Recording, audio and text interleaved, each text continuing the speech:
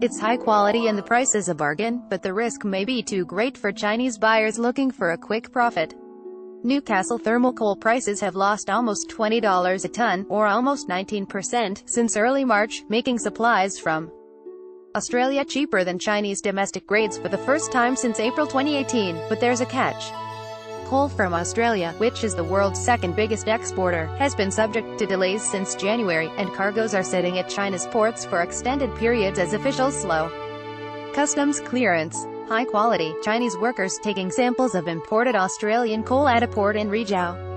Credit. AP. Cheaper Australian coal relative to domestic prices would typically induce Chinese buyers to import more, said Dang Man, an analyst at brokerage Make Futures. But with the import restrictions in place, it's hard to see anyone willing to take the risk. Advertisement. While demand in Asia typically weakens after the winter heating season, Chinese delays have had an impact on Australian prices, according to Clarksons Plateau Securities.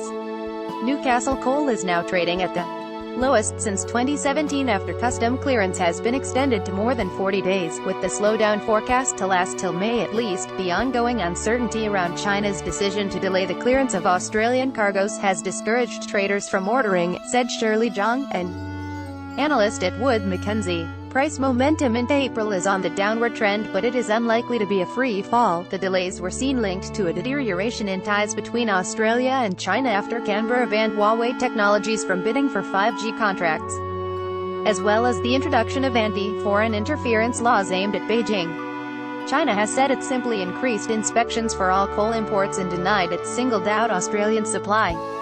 China is the world's largest user and producer of coal, supplementing local supplies with imports from overseas. Futures on the Jiangsu Commodity Exchange have climbed about 9% this year, aided by reports of the delays as well as tougher scrutiny of mainland mines following a series of accidents.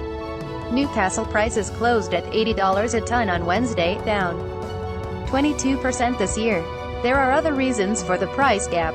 Demand from Australia's top customers including Japan and Korea is heading for a seasonal slowdown, while in China, miners ramping up production could further blunt the country's appetite for overseas supplies. We don't expect seaborne thermal to fall much further, as it's simply too cheap, Jeremy Sussman, an analyst at Clarksons, said by email. Bloomberg. Most viewed in business lays block ads.